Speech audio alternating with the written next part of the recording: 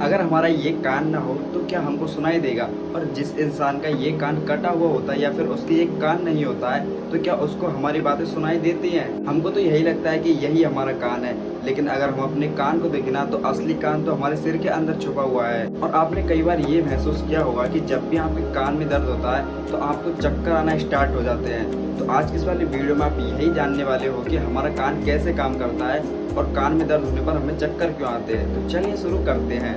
हम सभी को ये लगता है कि जो हमें दिखाई देता है, यानी कि ये पार्ट जो हमें दिखाई देता है वो हमारा कान है, लेकिन असल कान तो हमारे सिर के अंदर छुपा हुआ होता है। यानी कि अगर हम अपने सिर की खाल और हड्डियों को हटा के देखेंगे ना तब हमको हमारा असली कान देखने को मिलेगा। दरअसल कान के 3 हिस्से होते हैं। पहला होता है आउटर ईयर, इसके बाद आता है मिडल ईयर और तीसरा होता है इनर ईयर। जो हमें ये दिखाई देता है ना वो हमारे कान का आउटर ईयर होता है। इस आउटर ईयर में सबसे पहले पिन्ना आता है जो कि साउंड वेव्स को इकट्ठा करता है।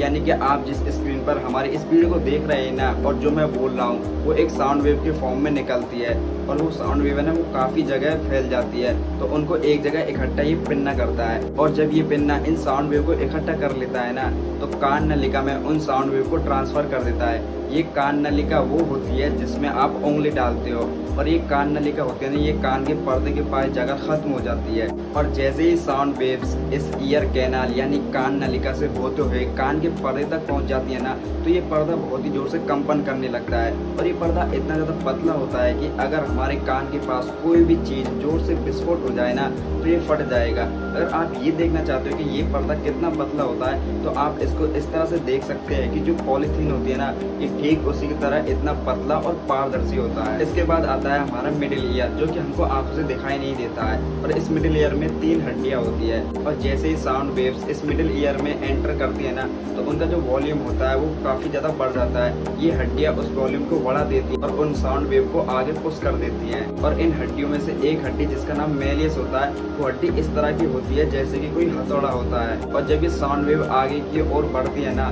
तो ये इस तरह से लगती है जैसे कि हम किसी तालाब में पत्थर फेंकते हैं ना तो पानी तरंग के फॉर्म में आगे बढ़ता है ना, ठीक उसी तरह से ये साउंड वेव आगे की ओर इसी तरह से बढ़ती है। इसके बाद ये साउंड वेव्स इनर ईयर में चली जाती है। इनर ईयर सबसे ज्यादा कॉम्प्लेक्स और सबसे ज्यादा जरूरी होता है। ये हिस्सा इतना ज्यादा जरूरी होता है कि इस हिस्से को हमारे खोपड़ी की हड्डियों के द्वारा तो कवर किया जाता है, साथ ही जहाँ पर ये हिस्सा होता है ना इसके ऊपर एक कवर के रूप में एक हड्डी और पाई जाती है ताकि इस हिस्से को कोई भी नुकसान ना पहुंचे और इंसान को सुनने में कोई भी परेशानी ना हो। इनर ईयर में कोक्लिया होता है जो कि सबसे ज्यादा जरूरी होता है सुनने के लिए, क्योंकि इसी कोक्लिया के द्वारा जो हमारे कान में कंपन उत्पन्न हुआ होता है ना उसको विद्युत संकेतों में बदला जाता है। और एक बार कंपन जब विद्युत संकेतों में बदल जाता है ना तो इसको ऑडिटरी नर्व्स के द्वारा हमारे ब्रेन तक पहुंचा दिया जाता है। ये कोक्लिया इस तरह का होता है कि जो इसकी सरफेस होती है ना उस पर काफी ज्यादा हेयर सेल्स यानी बाल कोशिकाएं पाई जाती हैं जो कि एक तरल पदार्थ में डूबी हुई रहती हैं। और इस कोक्लिया के अलावा हमारे इनर ईयर में वेस्टिब्यूल और सेमी सर्कल कैनाल्स होती है